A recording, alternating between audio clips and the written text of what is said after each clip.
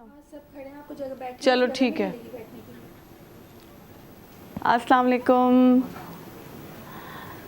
अस्सलाम वालेकुम साथियों, दोस्तों, पीटीवी नेशनल जा प्यारा प्यारा घर भातियों कीअं आहियो। Good morning. तव्हां सभिनीनि खे सुबुह जी शुरूआत थी चुकी आहे ऐं असां बि अची चुका आहियूं तव्हांजे अंगण में। तव्हां कीअं आहियो? ठीकु हूंदव? बिल्कुलु ठीकु ठाकु हूंदव, छाकाणि त अॼुकल्ह मौसम एॾी सुठी हली रही आहे ऐं मौसम जे हूंदे असां ख़ुशि न रहूं ऐं ठीकु न हुजूं, इहो त पॉसिबल ई न आहे। अॼु मूंखे ॾिसी तव्हां हैरान थी वेंदव, ईअं थींदो रहंदो आहे, इहो असांजी रूटीन जो हिसो आहे। ऐं जेको आहे सो मां जॾहिं हींअर सुबुह जो अचां पई त सुबुह जो टाइम ॾाढो सुहानो हुयो, ॾाढो सुरीलो हुयो ऐं उहो ॾिसी करे मूंखे जेको आहे सो कुझु सिटरूं यादि पियूं अचनि उस्ताद बुखारी जूं। उस्ताद बुखारी चवे थो, तूं चवीं ज़िंदगी दर्द आहे ज़हर आहे, मां चवां ज़िंदगी पिरह जो पहर आहे। त बिल्कुलु ईअं लॻे पियो त सुबुह जॾहिं अचूं पिया, इहा जेका पिरह जो पहर हूंदो आहे, इहो ॾाढो प्यारो हूंदो आहे ऐं इहो असांजे मूड ते, असांजी तबियत ते ॾाढो सुठो असरु विझंदो आहे। त शुरूआति सुबुह जी थी चुकी आहे ऐं असां हूअं अॼु लेट बि थी विया आहियूं, तव्हां सां मुलाक़ात अॼु असांजी लेट थी आहे। त हलूं था जेको आहे सो पंहिंजी शेफ़ वटि, शेफ़ सां तव्हांखे मिलाईंदासीं, पर उन खां अॻु में मां वेही रहां, छाकाणि त मुंहिंजी तबियत बि थोरी ठीकु न आहे। त अॼु असां वटि शेफ़ जेका मौजूदु आहे उन सां तव्हांखे मिलाईंदासीं। असां वटि किचन काउंटर ते आहे साहर साहिबा। अस्सलाम वालेकुम साहर। वालेकुम अस्सलाम। कैसी हैं आप? अल्हम्दुलिल्लाह। पहले तो आप बताएं आपके नाम की मीनिंग क्या है? सुबह। सुबह। सुबह। साहर। साहर। अच्छा, चले, बहुत ज़बरदस्त। क्या बना के लाई हैं आप आज? आज मैं हरी मिर्च कीमा बना के लाई हूँ। हरी मिर्चें और कीमा, लेकिन देखने में ही ऐसे लग रहा है जैसे ये कोई केक है। नहीं, हरी मिर्च कीमा। माशाल्लाह, आपने इसकी जो है ना प्रेजेंटेशन बहुत अच्छी की है। Thank you. हरी मिर्चें और कीमा वाकई में बहुत ज़बरदस्त होता है। इसकी रेसिपी जल्दी जल्दी बताइएगा।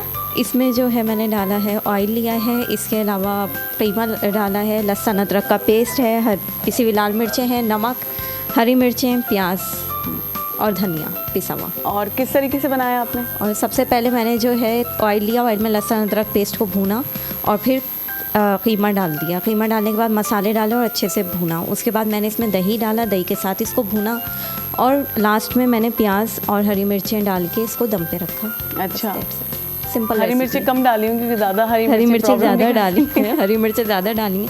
हरी मिर्चें कीमा है और हरी मिर्चें ज़्यादा ना हो ऐसा नहीं अच्छा, हो सकता। मतलब इसमें स्पाइसी सारा बनता है। टेस्ट जो है हरी मिर्च का है। इसमें अच्छा। कोई एक्स्ट्रा स्पाइस नहीं है, ना काली मिर्च वगैरह कुछ नहीं है।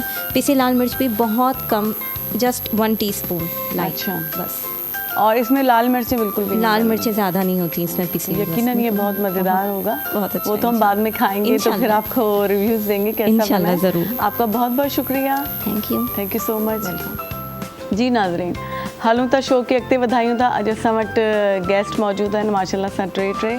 आमना ज़िया साहब मौजूदु आहिनि असां सां गॾु, जेकी बिज़नेस वूमेन आहिनि ऐं वधीक वो पाण ॿुधाईंदियूं त वो छा बिज़नेस कंदियूं आहिनि। शेफ़ अब्दुल हादी असां सां गॾु मौजूदु आहिनि। वेलकम सर, आपको वेलकम करते हैं अपने शो में। ऐं शाइरी न हुजे ये तो मुमकिन ही ना आहे असांजे शो में या असांजे पीटीवी जे प्रोग्राम्स में, छाकाणि शाइरनि जो हूअं ई तमामु घणो कमु आहे, तमामु घणो एहसान आहे असांजे मथां। त अॼु हिकिड़ी शाइरा बि असां सां गॾु मौजूदु आहिनि जेकी पाण बिज़नेस भी कंदियूं आहिनि। निदा गज़ल साहिबा असां सां गॾु मौजूदु है। अस्सलाम वालेकुम। वेलकम करते हैं आपको अपने शो में। शुक्रिया जी, कैसा लग रहा है आपको? सुबह सुबह जब आए तो आप बताएं आपकी तबीयत पे क्या असर होते हैं सुबह सुबह उठ के? सुबह सुबह मेरा तो शायद रूटीन ही हमेशा से सुबह सुबह उठने का है, तो मुझे सुबह बहुत अच्छी लगती है। बहुत ही फ्रेश स्टार्ट होता है। जी जी। अर्ली मॉर्निंग से जब स्टार्ट करते हैं तो आपका एक अपने मूड पे मेरे ख्याल में बड़ा पॉजिटिव असर पड़ता है।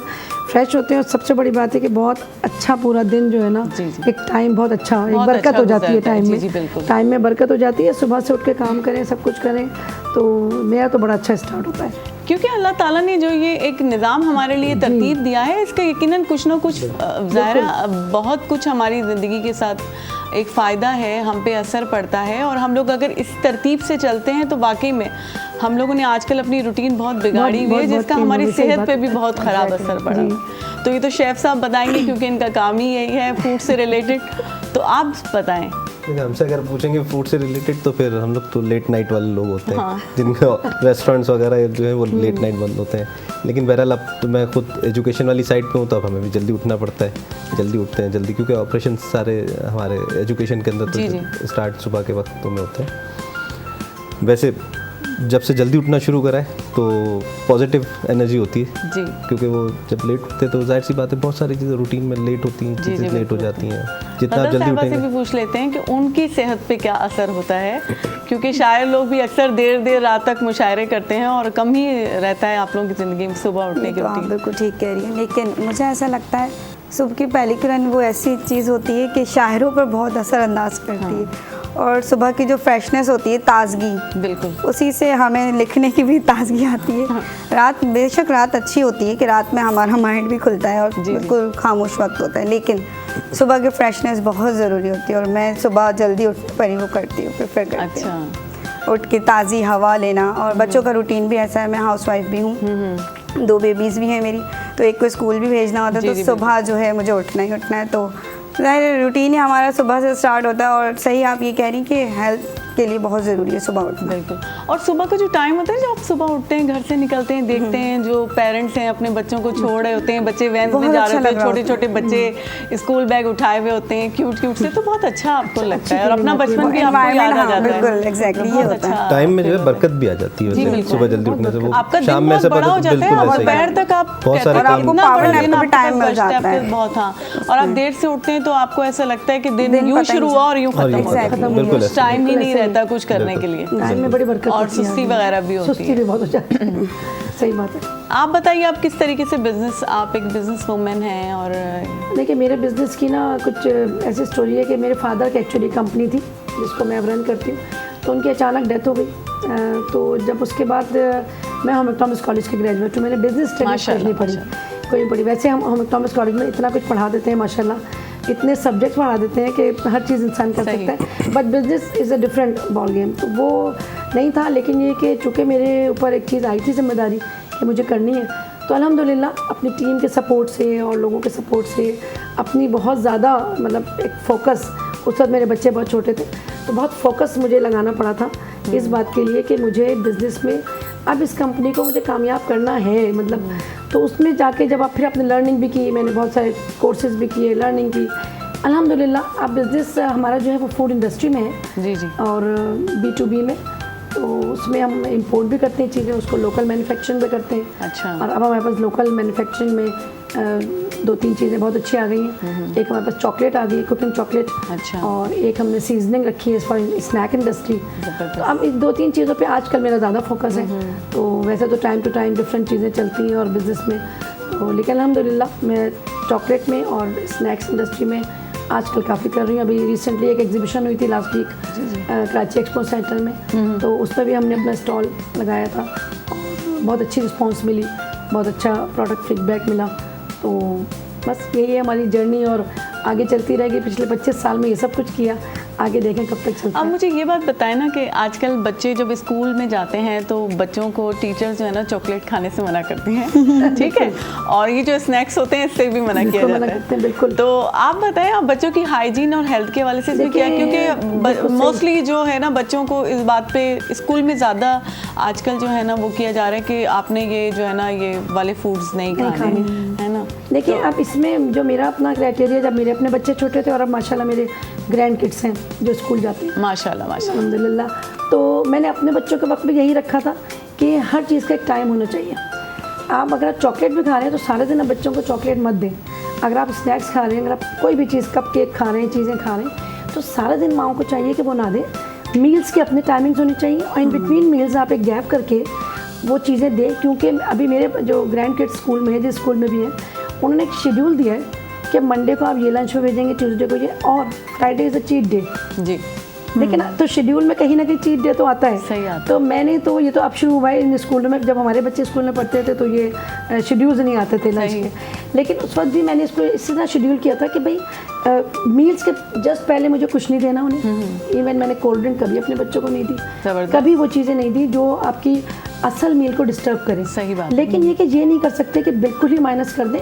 अगर वो हेल्थ के लिए अच्छा नहीं है तो आप बच्चों को यही बताते हैं शुरू से कि ये अच्छा नहीं है, मगर चलो ये शाम के टाइम पे जैसे 5 बजे दे दिया आपने, 6 बजे दे दिया, जब मील आपको डिनर देना है 8 बजे, तो आप एक गैप के साथ वो चीज़ें दें और आप उसको हेल्थ के बारे में भी आहिस्ता आहिस्ता बच्चों की काउंसलिंग करें।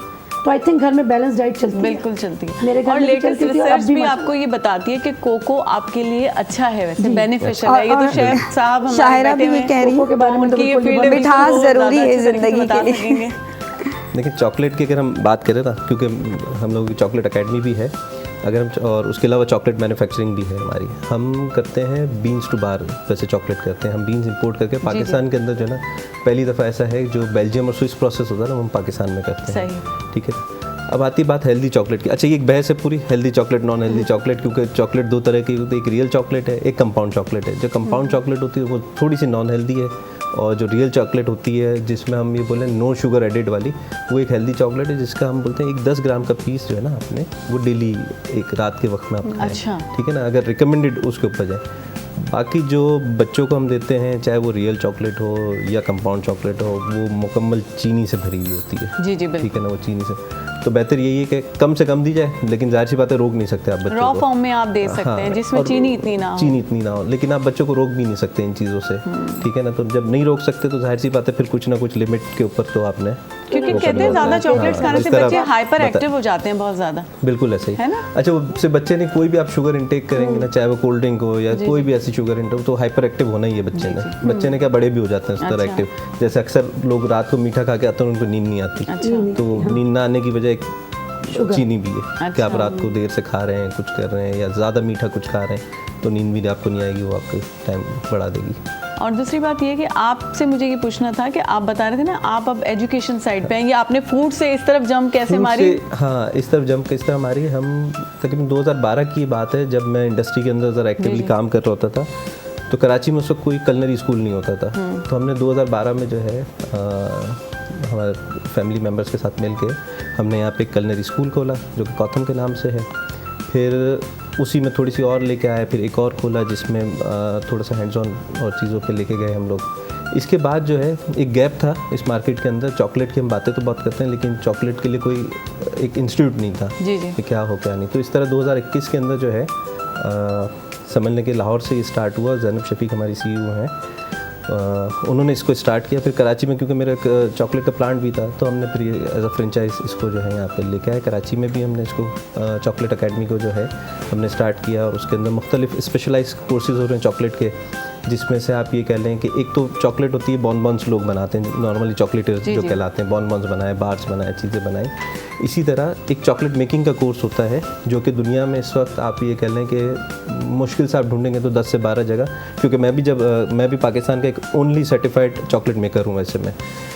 तो नॉर्मली जब मैं भी गया था तो मुझे भी ढूंढने में बहुत तकलीफ हुई थी। मैं कोई 7-8 मुल्कों में ढूंढा, तो उसमें से एक में जाके मुझे मिला। फिर मैंने वहाँ से कोर्स करा, और उसके बाद अब जो ये कोर्सेज़ हैं हम इंशाल्लाह यहाँ पे भी इंट्रोड्यूस करवा रहे हैं चॉकलेट मेकिंग के। यानी अगर दुनिया के मैप पे देखेंगे तो पाकिस्तान मेरे ख्याल में 12वां मुल्क होगा जिसमें चॉकलेट मेकिंग का प्रोफेशनल कोर्स होता होगा, जिसमें बीन्स टू बार हो गई और वाकई इंडस्ट्रियल में चॉकलेट इस तरह की डिफरेंट टाइप की चीज़ें शुरू होनी चाहिए। और हम लोग बहुत बातें कर रहे हैं, अब हमें शायरों की थोड़ी बहुत सुन लेनी चाहिए। और शायरों की हम सदा ही हमेशा से सुनते आ रहे हैं, बचपन से ही। तो कुछ सुनाइए हमें अच्छा सा, उसके बारे में, आपकी शख्सियत के बारे में बात करेंगे, लेकिन शायरी से पहले शुरुआत की जाए। जी बिल्कुल, शायर तो होता ही है सुनाने के लिए कि कोई हमारी गज़लें सुने। बस खरी खरी नहीं सुनाइए। नहीं नहीं नहीं, नहीं, वो काम किसी वो और हम को होता है। गज़लों में कर लेते हैं। शायरों का नहीं होता। मैं अपनी फेवरेट गज़ल पहले आपको जी जी बिल्कुल।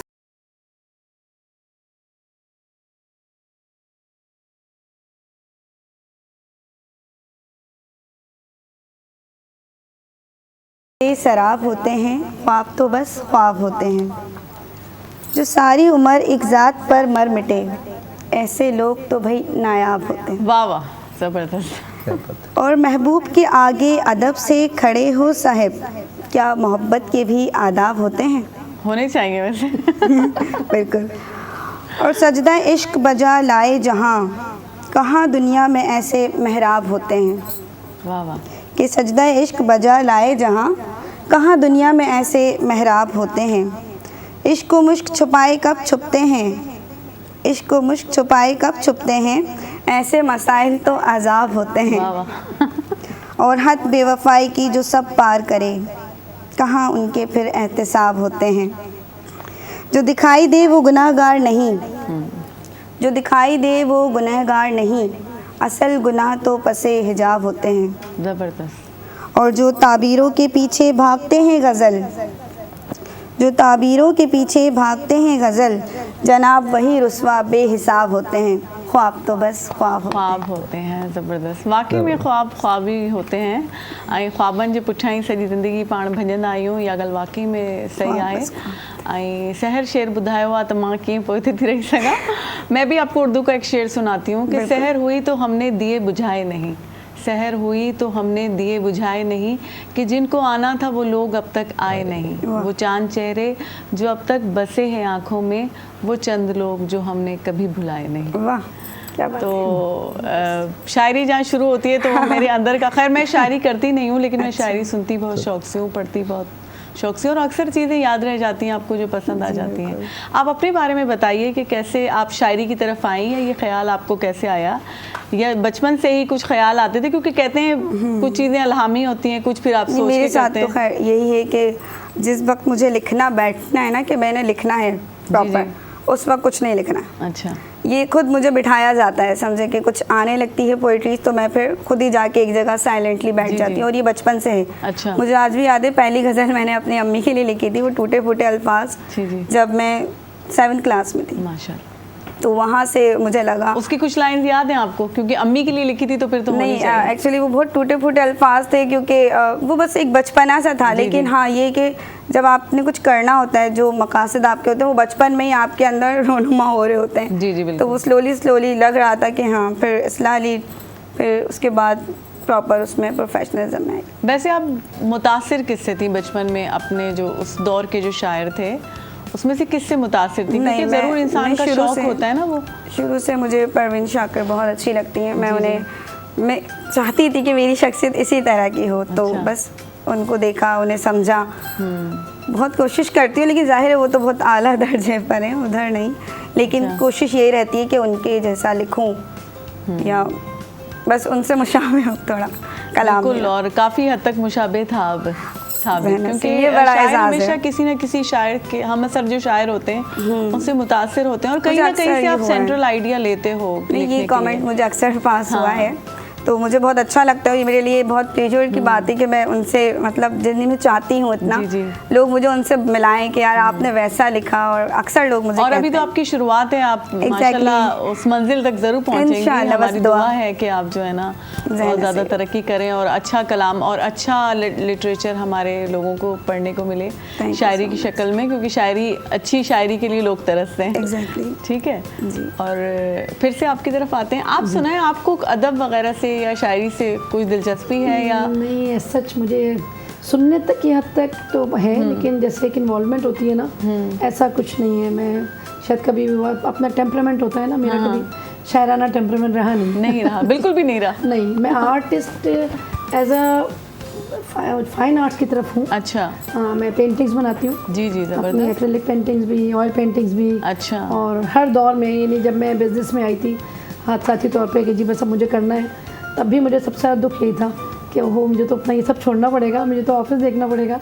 लेकिन ये कि वो एक टाइम था जब मुझे ज़रूरत थी कि मैं बिज़नेस को इस्टेब्लिश करूँ, तो कर लिया। अच्छा। लेकिन जब मेरा 15-20 साल गुजर गए, अल्हम्दुलिल्लाह बेटे बड़े हो गए, तो फिर मैंने कहा बस ठीक है ना, मुझे थोड़ा सा अपना शौक, तो अब मैं अपना शौक भी करती हूँ। और स्कूल में जो टैबलोज या एक्टिंग वगैरह होती थी उसमें कभी पार्टिसिपेट करते हैं? टैबलोज में किया है, बिल्कुल वो किया है, वो बड़ा शौक था। और शायद उस ज़माने में ट्रेंड भी इसका था बहुत। जी बिल्कुल। आप कुछ दूसरी तरह से होते हैं, अब जरा बहुत ज़्यादा शायद मॉडर्नाइज हो गई चीज़ें। डेफिनेटली हमारे ज़माने में बहुत सिंपल अल्लामा इकबाल की गज़लों पे टैबलोज हुआ करते थे। बिल्कुल हुआ तो करते वो जो टैबलोज होते थे उसमें तो मैं बहुत और तारीखी वाक़यात पे और उन पे कोई एक ड्रामे बयान कर रहा है और हाँ। आप उसको एक्ट कर रहे हैं। जी बिल्कुल, हाँ। एज पर शायरी जो है। और उस दौर में ना बच्चे खुद मेहनत करते थे। जी, हमें कोई इतना गाइड नहीं करता था। हमें कहते थे ये पोएम है, तरफ से ये पोएम है, इसमें करना है, तो हम खुद आइडियाज़ निकालते थे कि इसको ऐसे परफॉर्म करें तो ज़्यादा अच्छा, मतलब हम रिप्रेजेंट कर सकते हैं इस वाली गज़ल। और अल्लामा इकबाल की गज़लों पे तो मैं समझती हूँ कभी भी जस्टिफाइड नहीं होता कि हम उसको सही कर सकें।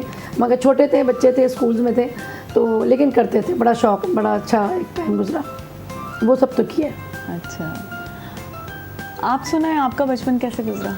बच्चों की बात चल पड़ी है, चॉकलेट का जिक्र आया है, तो चॉकलेट से रिलेटेड बच्चे और बचपना यही सब बातें चलती रहेंगी। चॉकलेट खाने के अलावा और कोई ताल्लुक नहीं था चॉकलेट से। और बाकी शायरी के, और जिस तरह आपको शायद एक दो शेर और भी याद होंगे, कुछ होंगे, मेरे को तो शायद एक दो भी याद नहीं है। मुझे एक दो दर्जन याद है। तो मुझे तो एक दो भी याद नहीं है। तो शेर व शायरी से, और बाकी हाँ वही था, साइकिलिंग करना, क्रिकेट खेल लेना थोड़ी बहुत, जो बच्चों का काम होता है। बाकी पढ़ाई में लगे रहते थे।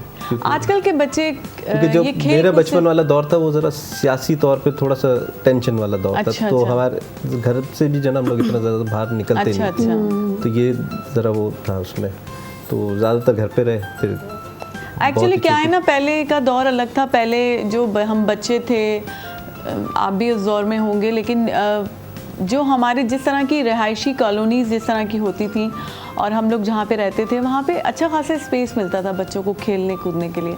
और अब थोड़ा बच्चों के लिए ना ये माहौल कम पड़ गया है। अब हम पेरेंट्स परेशान हैं, घर में खेल उछल कूद हो रही है, ये चीज़ वहाँ पड़ी है, वो चीज़ वहाँ पड़ी है। एक्चुअली पहले ये चॉइसेस थी कि आप खेलने कूदने पे बच्चों को लगाएं, क्योंकि इंडोर एक्टिविटीज़ कम थी, जी अवेलेबल ही नहीं थी। जब अवेलेबल नहीं, एक अकेला सिर्फ टीवी पे बैठ के देखना, तो वो सब मना करते थे, वो इतनी देर नहीं बैठो, आई साइट ख़राब हो जाएगी। तो हेल्दी एक्टिविटीज़ ज़्यादा थी, जैसे साइकिलिंग इन्होंने जिक्र किया, साइकिलिंग लड़कियां लड़के सब करते थे, बाहर निकल के खेलना, या अदरवाइज आप किसी और तरह के इंडोर गेम्स में। लेकिन अब जो है ना वो ज़्यादा आइज़ रिलेटेड चीज़ें आ गई हैं, गैजेट्स आ गए, तो उसमें बच्चों को कंट्रोल करना काफ़ी टफ होता है। टफ हो गया और बच्चे कंट्रोल से निकल चुके हैं, सीधी बात तो ये की जाए। और निदा आप बताएं, आप बचपन में जो है ना क्या खेलकूद करती थी, या किस तरह की थी, शरारती थी या जो है ना? बिल्कुल नॉर्मली मैं बहुत ज़्यादा शरारती थी। मुझे वाकई नहीं पता मैं कैसे शायरा बन गई। अच्छा। संजीदा नहीं थी, मतलब घुल मिल जाने वाली बच्ची थी, हंसमुख में शुरू से हूँ। अच्छा जी। आपको क्या लगता है शरारती लोग शायर नहीं बन सकते? मुझे लगता है शरारती लोग ही शायर होते हैं। मैं हूँ ना, देखिए ना मैं बैठी हूँ ना, इसका मतलब तो मुझे अब लगा कि हाँ बन सकते हैं। चलें फिर अब आप अपने पिटारे में से निकाल के फिर से हमें कुछ सुना दीजिए। एक चलो जी बिल्कुल।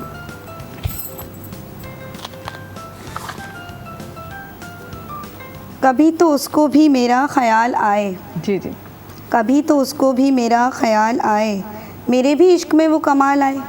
वाह वाह। कभी तो उसको भी मेरा ख्याल आए, मेरे भी इश्क में वो कमाल आए।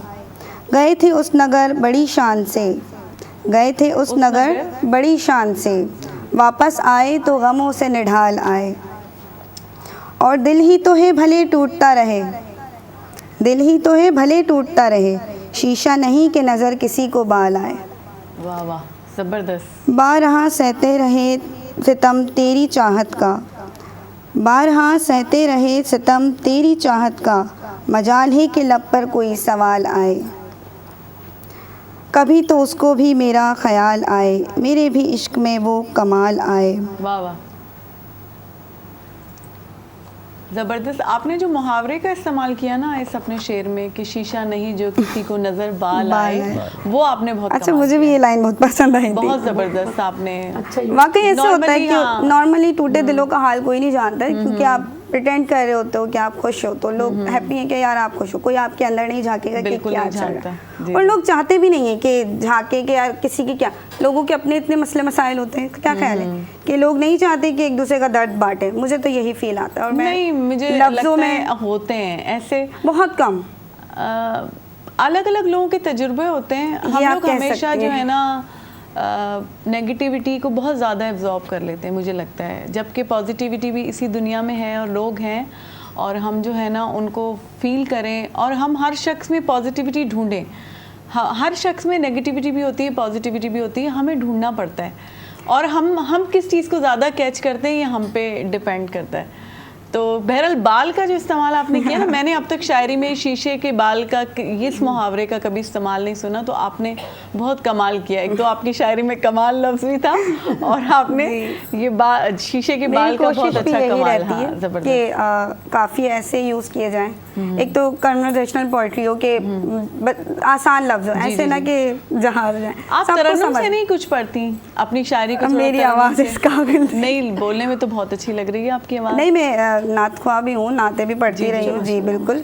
लेकिन होता है ना, वक्त होता है हर चीज़ का। अब मुझे लगता है आप कुछ गुनगुनाती भी होंगी। एग्जैक्टली मैं अपने तो हमें कुछ नहीं बिल्कुल अभी नहीं, सुबह गुनगुना का के वक्त सुना ऐसा होता दीजिए। है नहीं, बिल्कुल नहीं, गला काम नहीं कर रहा होता अभी नहीं। आपको फिर बोलने में इंसान- सही लग रहा है, आप कोशिश तो करें, हम आपका साथ देंगे। नहीं बिल्कुल नहीं कर सकती असल में ज़रा भी होता मैं करती, मैं गुनगुनाती हूँ। अगर आप इवनिंग के शो में मुझे बुलाती ना, मैं आपको गा के सुनाती अपनी गज़ल। एग्जैक्टली मेरा गला खुला हुआ होता है उस वक्त, फ्रेश अच्छा, क्योंकि मैंने गुनगुनाने का और गाने का जिक्र किया तो मुझे पीछे से प्रोड्यूसर साहब ने कान में कह दिया है कि आप ही कुछ गुनगुना दीजिए, चलें, क्योंकि चलें। ये मेरी एक एक्चुअली चाल होती है अच्छा कि मैं इस तरीके से बोलूं और फिर मुझसे ही फरमाइश कर दी जाए और मैं फिर अपने जौहर दिखाऊं। तो बिल्कुल मैं सुनाती हूँ। नैयारा नूर का एक कलाम है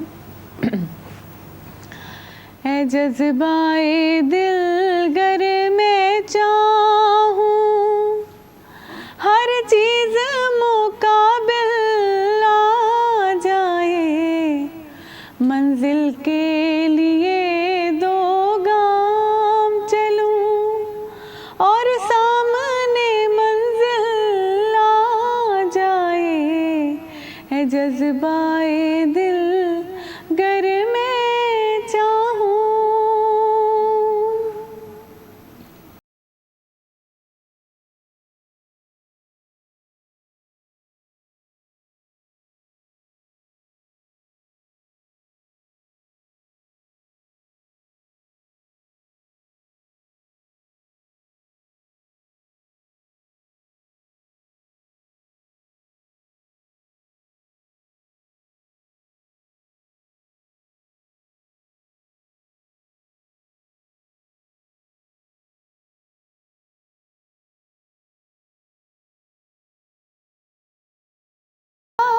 जाए उस वक्त मुझे चौंका देना, जब रंग पे महफिल आ जाए, है जज्बाए दिल गर मैं चाहूं।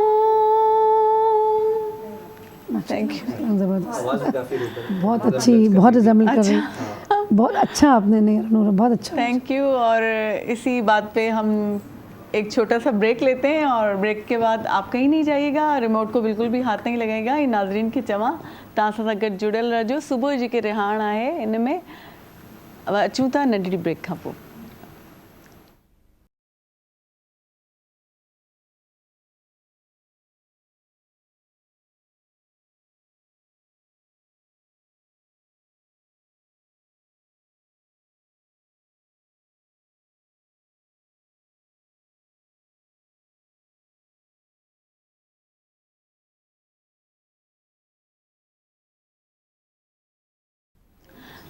जी नाज़रीन, वेलकम बैक एट पर मॉर्निंग एट PTV नेशनल ते। असां सां ब्रेक खां पोइ ॿिया गेस्ट आहिनि जिन्हनि असांखे जॉइन कयो आहे, उनजो तारुफ़ तव्हां सां कराईंदी हलां। ॻाल्हि थिए पई चॉकलेट जी, ऐं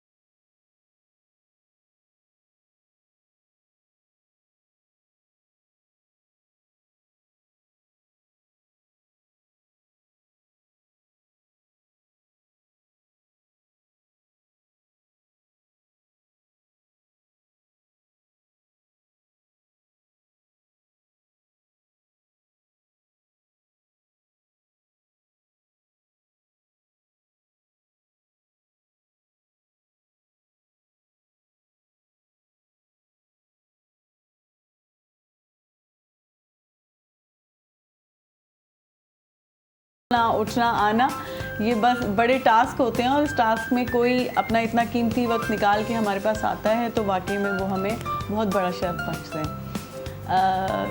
सर, आपसे पहले मैं बात करूंगी कि आप सुन रहे होंगे अभी बिहाइंड कैमरा के हम लोग चॉकलेट पे बहुत ज़्यादा डिस्कशन कर रहे थे और मेरे ख्याल से आपके पास ज़्यादातर केसेस ऐसे ही आते होंगे जो कि चॉकलेट से बच्चे या बड़े अपने जो है ना सारे दांतों का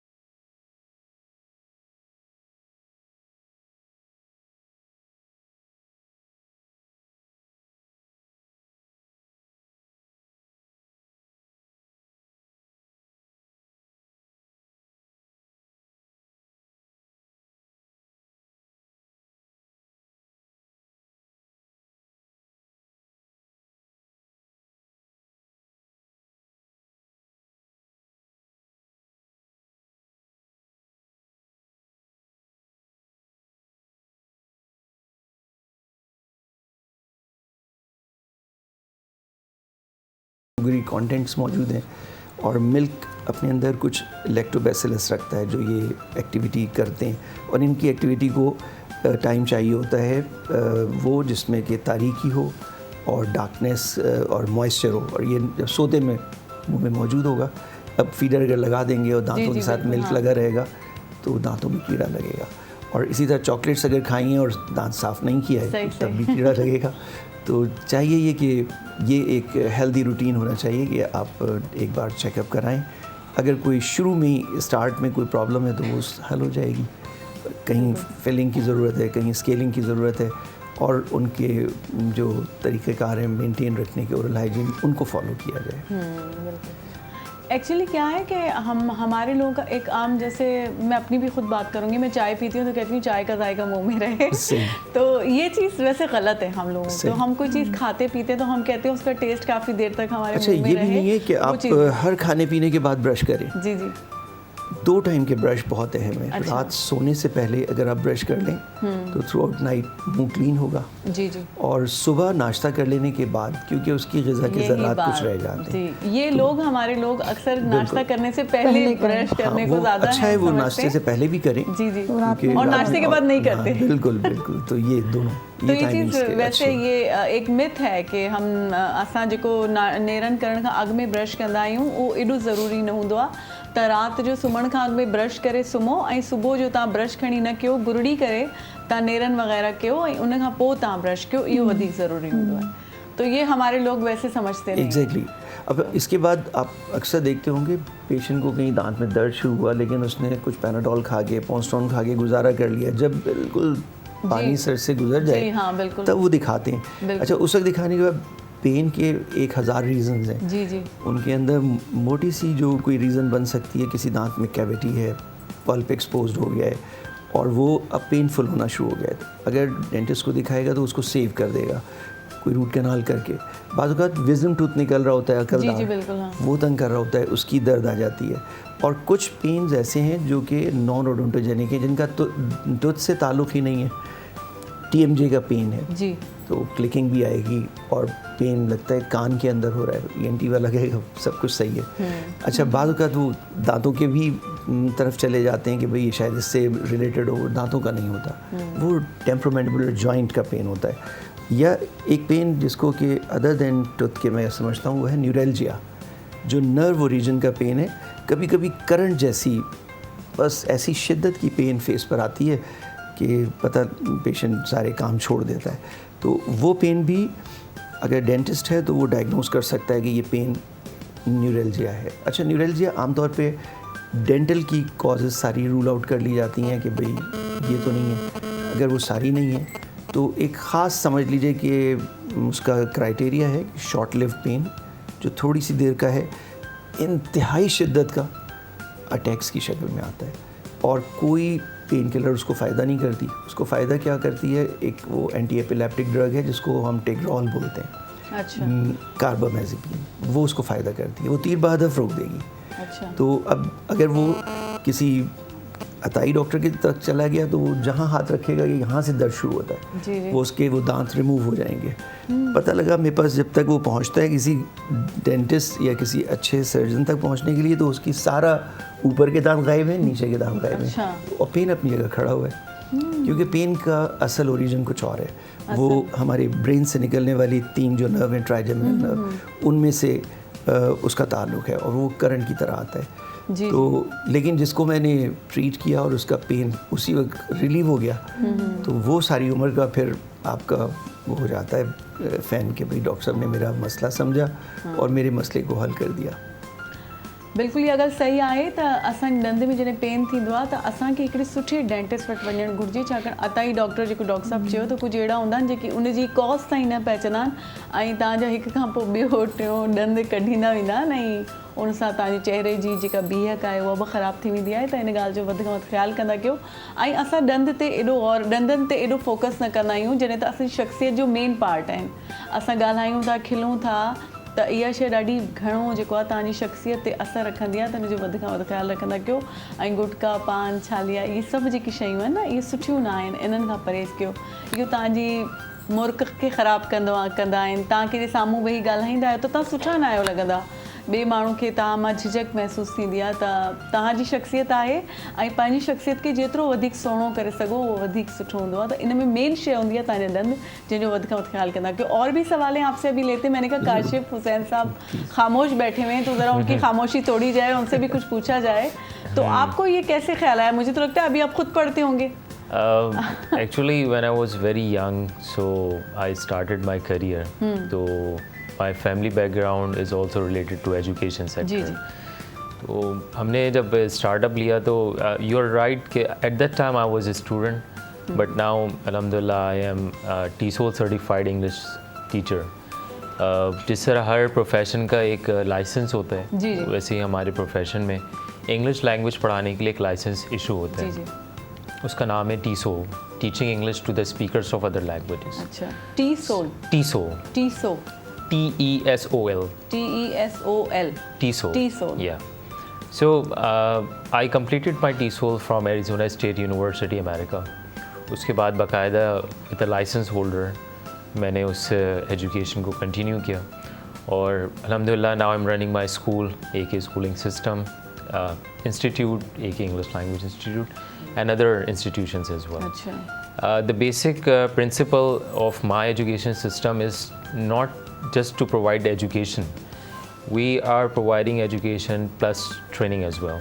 अच्छा तो ये चीज़ें हमने अपने असातिज़ा से सीखी, उन्होंने हमारे अंदर ये चीज़ें पैदा की कि हम आगे अपनी कौम को सर्व कर सकें.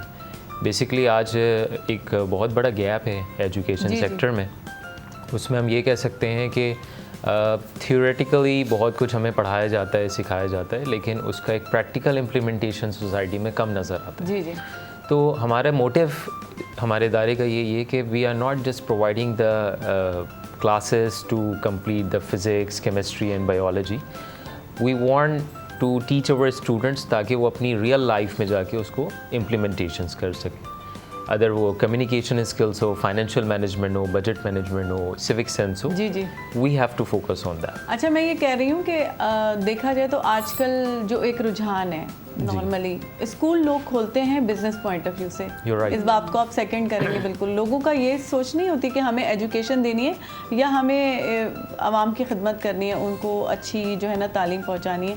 हम लोग बिजनेस पॉइंट ऑफ व्यू से देखते हैं. लेकिन आपने जब शुरू किया तो आपकी बातों से मुझे अंदाज़ा हो रहा है कि आपका मोटिव पीछे कुछ और है. आप एजुकेशन के लिए काम करना चाह रहे हैं. तो रजिस्ट्रेशन करवाने के लिए क्या क्या हर्डल्स होती है? जैसे अगर कोई चाहता है कोई स्कूलिंग सिस्टम शुरू करना तो इसके बहुत से मरहले हैं, तो उसको आपने कैसे पार किया या कैसे पार किया जाता है? कुछ देखिए नाज़रीन इसमें को कुछ बताइए. स्ट्रैटेजीज़ ये होती हैं कि जैसे आप जब स्कूल स्टार्ट करते हैं तो सबसे पहले तो आपका एक मोटिव होना चाहिए. जी. You are absolutely right because most of the schools open in the society but they are closed in within 1 year or 2 years because they don't have proper strategies, proper goals, vision and mission. When you have a vision or mission in your life about your education, about your institution, तो उसमें फिर आपको hurdles इतनी feel नहीं होती हैं because जो आपकी रिक्वायरमेंट्स डायरेक्टरेट की तरफ से या सेक्रेटरीट की तरफ से मिलती हैं you are already fulfilling that. कि the first and foremost thing is that you are providing all the facilities to your students. तो अल्हम्दुलिल्लाह we are doing all of these things. अच्छा. So I don't consider it as a hurdle और a challenge for me. और second चीज़ ये होती है कि वो इंस्पेक्शन होनी चाहिए जी, जी. Which is very important for every institution, not जी, जी, माई हाँ. इंस्टीट्यूशन. कि जब तक हमें एक ऑथेंटिक इदारे की तरफ से इंस्पेक्ट किया जाएगा, हमारी क्वालिटी को अश्योर किया जाएगा कि जी, जी. It is according to the level of the students and it is prescribe as in the single national curriculum. जो हमारे एक सिंगल नेशनल करिकुलम बना हुआ है उसके अकॉर्डिंगली हमें अपने स्टूडेंट्स को पढ़ाना है. When we have such things तो उसमें फिर रजिस्ट्रेशन प्रोसेस और recognition process it's a piece सब ऑफ हो केक. जाते हैं. जी हाँ, इट्स ईजी. उसकी कुछ रिक्वायरमेंट्स हमें वेबसाइट्स पे भी मिल जाती हैं और अदरवाइज जो टीम आती है वो हमें गाइड कर देती है. बहुत ज़बरदस्त और आपका कॉज बहुत अच्छा है. अल्लाह मियां आपको कामयाब करे. Thank you so नाज़रीन much. एतिरी देर खां ड्राई ॻाल्हियूं थी रहियूं. मां चयुमि गज़ल खां कुझु गज़ल ॿुधिजे ऐं जेको आहे सो आप बहुत देर से खामोश बैठी हैं और खामोश बैठी हुई आप बिल्कुल भी अच्छी नहीं लगती. एक्चुअली तो आप मैं कुछ बहुत सुनाइए अच्छी हमें. गुफ्तगू चल रही थी तो मैं भी बहुत हाँ. सुन रही थी. चले हाँ बिल्कुल. तो मैं एक आप सुनाती गज़ल सुनाइए. उसके बाद मैंने सुना है कि आप भी कोई बिजनेस करती जी, हैं तो बिल्कुल, उसकी भी मैं- आपसे मैं डिटेल ली बताऊंगी. जाएगी. हूँ. जी बिल्कुल. रुखसत पे तेरी ज़िंदगी अफसोस नहीं है, रुखसत पे तेरी ज़िंदगी अफसोस नहीं है, शिद्दत पे गमे आशिकी अफसोस नहीं है। पैमाना मेरे सब्र का लबरेज है गरचे, मैयत पे मोहब्बत की भी अफसोस नहीं है। हर एक को दिल से लगा लेता है जो, दिलबर की सखावत पे भी अफसोस नहीं है। अच्छा जो हिज्र की रातों में रहा करता है बेचैन, अच्छा जो हिज्र की रातों में रहा करता है बेचैन, उस दिल की बनावट पे भी अफसोस नहीं उस है। दिल की बनावट पे भी अफसोस नहीं, मतलब हमें किसी बात पे अफसोस ही नहीं, नहीं। चले। था 7 गज़ल जीने का और मरने का वादा, था 7 गज़ल जीने का और मरने का वादा, इस भूल की आदत पे भी अफसोस नहीं है। अच्छा, इस भूल की आदत पे भी रुखसत अफसोस पे नहीं, तेरी मतलब आपको ज़िंदगी- किसी बात पे अफसोस ही नहीं है। दिल मर चुका है ये हाल है कुछ लोगों का। चलिए अच्छी बात है, जो कुछ हो जाए गुजर जाए, भूल जाना थी चाहिए। बने माण्हू के अफसोस Move ना on करो करना मुझे चाहिए। अगते वधण घुर्जे, बिल्कुल मूव ऑन करना हाँ, move चाहिए, on करना इसीलिए चाहिए, हमने बिल्कुल, भी हाँ। मूव ऑन कर दिया। और तो ये बताइए, एक शायरा में एक बिजनेस वूमेन कहाँ से छुपी हाँ, हुई थी और बिल्कुल। कहाँ से निकल के आई है बाहर, नहीं, ये तो कुछ आप actually- नाज़रीन को बताइए। ये मेरे अब्बू जो है ना वो जी, जी। कंस्ट्रक्शन का काम करते हैं। अच्छा। तो मुझे भी वहीं से ही, जाहिर सी बात है, अपने लोगों को लेके आगे चलना या जी, उनकी जी। चीज़ों को आगे बढ़ाना, यही बच्चों का मकसद यही होना चाहिए कि हाँ। वालिदैन की चीज़ों को ही वो करना या आगे बढ़ाना। तो बस उनकी कंस्ट्रक्शन फर्म है जिसको हम कंटिन्यू कर रहे हैं। मैं अपने ब्रदर के साथ ये बिजनेस कर रही हूँ जी, अल-हरम एंटरप्राइजेस के नाम से। अच्छा। ये पापा की फर्म है, तो हम अच्छा। इसको रन अप कर रहे हैं। चलिए बस अच्छी दुआ बात है। आपकी और तो- कंस्ट्रक्शन साइट ते उहे ही औरतूं नहीं थी, और वाकई में ये हिकिड़ो वॾो कमु आहे। आप अगर कर रही हैं तो बहुत ज़बरदस्त, क्योंकि इस तरफ अब वैसे ख़वातीन नहीं है। अब मैंने देखा है रियल इस्टेट में ख़वातीन भी को होना ख़वातीन, चाहिए, हर फर्म में हाँ। होना चाहिए। ये मैं कहती हूँ बैठना नहीं चाहिए घरों में। हाँ, ठीक है। कभी खुद आप सीमेंट बजरी आपने उठाई नहीं, है? ऐसा नहीं है। ऐसा नहीं है। लेकिन चेक करना पड़ता है चीज़ों को, हाँ, लेकिन होना चाहिए ना, इंसान जो काम करे उसमें खुद थोड़ा चेक करना हाँ, चाहिए जी, बिल्कुल ये तो करना थोड़ा चाहिए। बहुत थोड़ा Quality थोड़ा वाइट material check सीमेंट करना मूं चाहिए। भी जेको आहे सो ठाहे करे घर में जेकी दर्जूं वर्जूं खाली हूंदी आहिनि उते भरियो आहे। आंटिंग का भी हाँ, शौक है तो करना वो चाहिए। हाँ करते हैं और करना भी चाहिए। काफ़ी चीज़ें तो मैं खुद करनी। हाँ, ग्राउटिंग वगैरह में थोड़ी बहुत जी। कभी टाइलों की निकल जाती है ना, अगर घर वाले तो वो नहीं खुद, ध्यान दे हाँ। रहे होते तो खुद मिला के और कर लेते हैं। ये तो बचपन हाँ। से आया हुआ है ना माइंड में, जाहिर है। और एक दफ़ा मेरे जो है ना ड्राइंग रूम के दरवाजे के आगे ना वो बारिश का पानी आता था, तो मैं कितने दिनों तक कहती रही, तो घर वालों ने ध्यान नहीं दिया, तो मैंने खुद आपने वाइट खुद- सीमेंट बना के हाँ, ये- स्लैब ला के वहाँ पे पतला सा लगा दिया था। तो इतना लेयर तो टाइप की बन गई। दाद देण घुर्जे नाज़रीन खे मुझे। सही बात। तो जो है ना डॉक्टर साहब से मुझे ये पूछना था कि हम जब मार्केट जाते हैं तो हमें ब्रशेज़ अलग अलग तरह के मिलते हैं, एक सॉफ्ट, मीडियम और हार्ड। वैसे क्या हमारे दांतों के लिए ज़्यादा मुफीद होता है? Medium soft, medium medium soft लेना ज़्यादा मुनासिब है, क्योंकि बहुत सॉफ्ट ब्रश जो है वो इतना इफेक्टिवली ब्रश नहीं करेगा। अच्छा, जो बहुत हार्ड ब्रशेज़ हैं वो डैमेजिंग करेंगे। अच्छा। जब आप ब्रश को जैसे कि मैं आपको अभी बता देता हूँ कि ब्रश यूज़ कैसे करना चाहिए। जी, जी। ब्रश को अक्सर लोग सिर्फ रगड़ के साफ़ करना समझते हैं ब्रशिंग है, तो वो नहीं है। क्योंकि होता ये है कि जहाँ दांत और गम्स शुरू होते हैं उसके उस लेवल पर उनके हार्ड ब्रश के यूज़ करने की वजह से डैमेज हो जाता है, Damage हो कट्स जाता है। बन जाते जी, जी। हैं, उनसे सेंसिटिविटी शुरू हो जाती है। अच्छा, गम्स थोड़े से अपनी जगह से ऊपर चले जाते जी, हैं जी। और सेंसिटिविटी का प्रॉब्लम बिल्कुल आ सकता है। ब्लीडिंग की वजह जो है आमतौर पे टार्टर डिपॉजिट्स होते हैं, गम्स सूजे हुए भी होंगे, उनमें ब्लड भी आएगा। एक बार स्केलिंग हो जाएगी तो वो प्रॉब्लम नहीं होगा। लेकिन आमतौर पे जब भी ब्रश करें तो आप 3 हिस्सों में तकसीम कर लें, एंटीरियर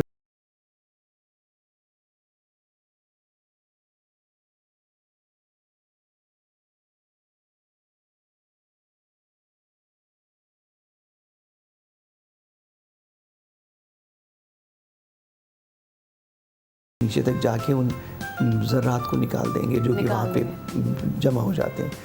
तो ब्रश के लिए रिकमेंडेशन मेरी है कि मीडियम सॉफ्ट ब्रश हो, और जब ब्रशिंग कंप्लीट कर लें तो जेंटली टंग को भी क्लीन कर दें ब्रश से। तो उस पर बाद का ज़रे जो खुराकी होते हैं वो सब साफ़ हो जाते हैं, उससे आपकी बैड स्मेल नहीं होती। नंबर 2 ये कि एपेटाइट बेहतर होती है, आपको खाने में लगता है रग़बत होगी, महसूस होगा कि हाँ इस तक मैंने अच्छा खाना वाना अच्छा, महसूस करके खाया कि भूख भी थी। तो ये हार्ड ब्रश बनाते क्यों हैं आखिर? नहीं, हार्ड ब्रश वही बात है कि लोगों को तो ये टेक्निक्स नहीं पता होती, लेकिन वो समझते हैं कि हार्ड ब्रश से मैंने बहुत अच्छा साफ़ कर लिया दांत को रगड़ के उस पर, लेकिन ये कि उसकी डैमेजिंग इफ़ेक्ट्स हैं।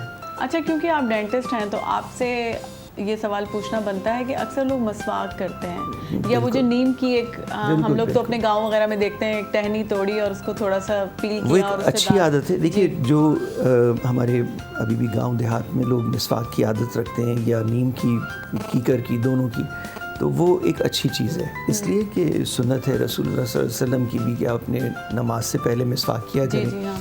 अच्छा, ये बाकायदा प्रूवन है। हमारे तो एक डॉक्टर अमेरिका में हैं, खालिद अंसारी, उन्होंने इस पर बाकायदा आर्टिकल्स लिखे हैं न्यूयॉर्क यूनिवर्सिटी से।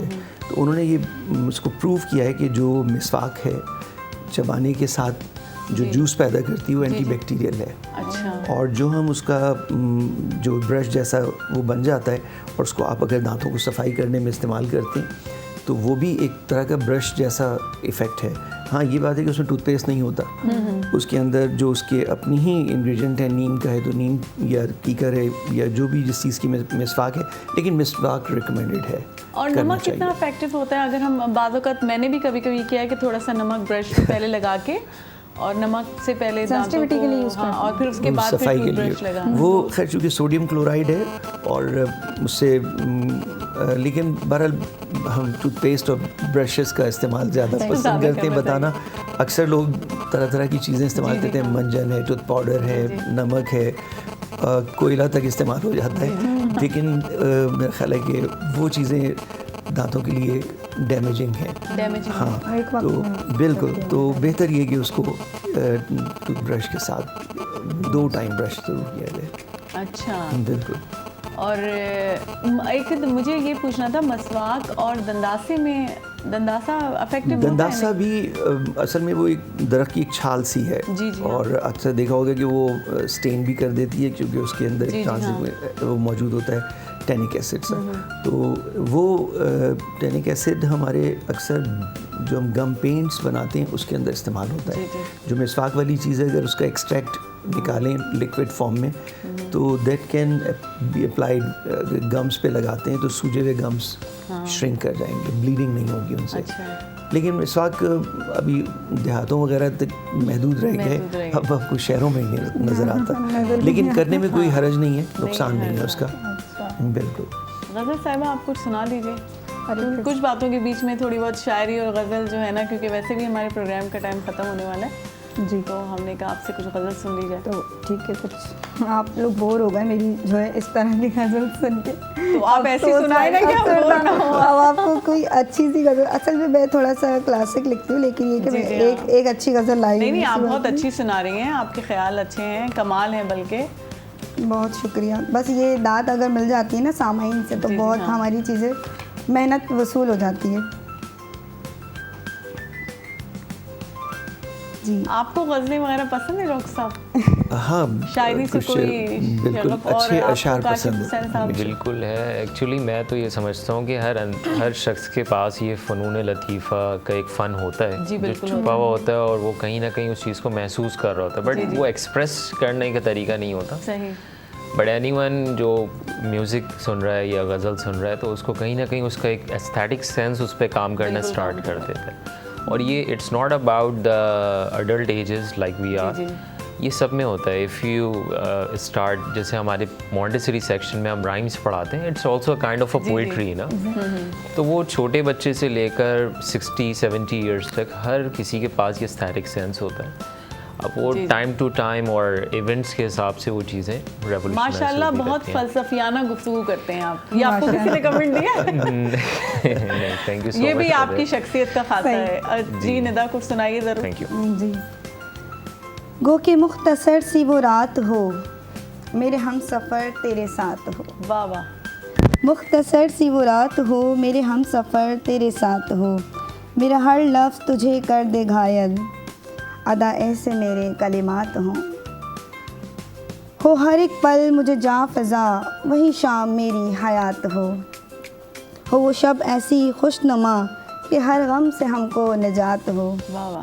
तेरे आगे अपना झुका के सर, जो हो बात अपनी ही बात वो के मुख्तसर सी वो रात हो मेरे हम सफ़र तेरे साथ। वाह ज़बरदस्त। भले खणी मुख़्तसिर हुजे पर तव्हां सां गॾु हुजे, हमसफ़र सां गॾु हुजे, पंहिंजनि सां गॾु हुजे, पंहिंजनि प्यारनि सां गॾु हुजे, ऐं वो कमाल हूंदी आहे।